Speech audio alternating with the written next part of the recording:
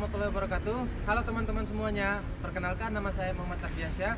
Di sini saya dari kelompok S22 yang akan membahas terkait dengan tahapan-tahapan analisa beban gempa. Tetap saksikan video saya ya. Baik, di sini saya akan menjelaskan terkait dengan SNI 1726, yakni tentang tahap-tahap analisa beban gempa.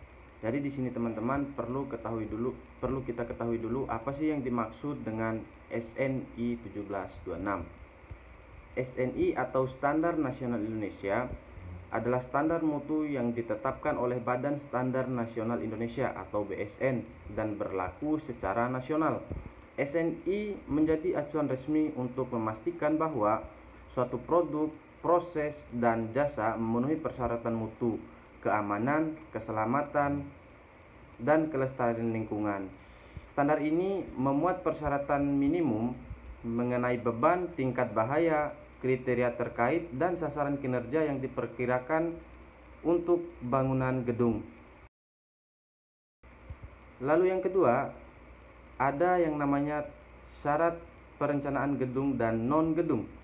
Di sini yang pertama, struktur bangunan dengan sistem struktur yang tidak umum atau yang masih memerlukan pembuktian tentang kelayakannya. Kemudian yang kedua, struktur jembatan, kendaraan lalu lintas atau jalan raya dan kereta api, struktur reaktor energi, struktur bangunan keairan dan bendungan, struktur menara transmisi listrik, kemudian serta struktur anjungan pelabuhan.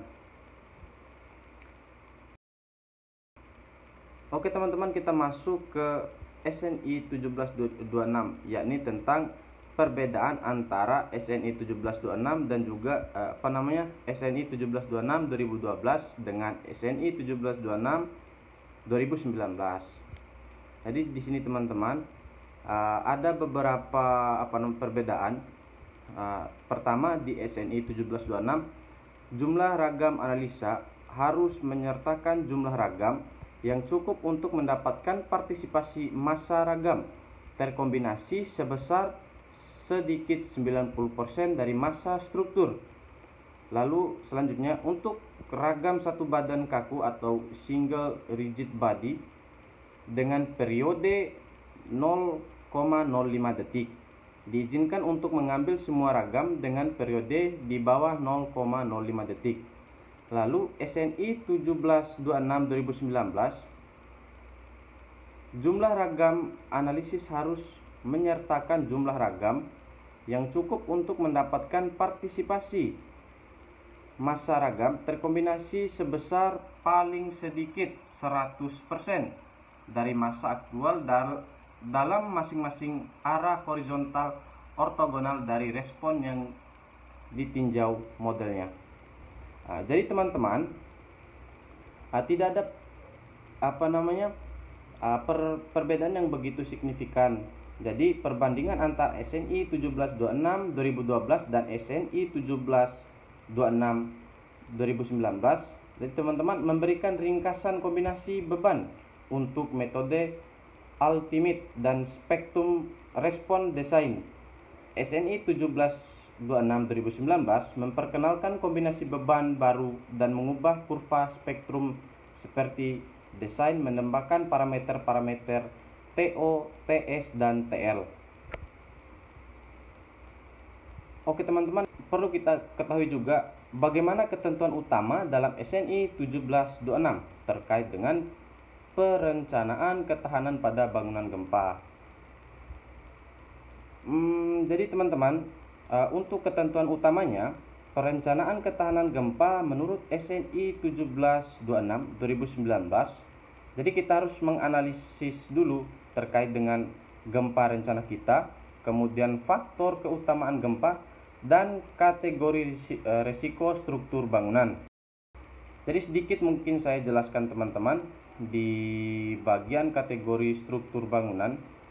Jadi di sini ada 4 jenis kategori risiko teman-teman. Kategori risiko 1 dan 2 jadi cenderung mempunyai tingkat risiko yang cukup rendah, yang dimana jenis pemanfaatan kategori risiko ini biasanya diperuntukkan untuk fasilitas pertanian, perkebunan, dan lain-lain.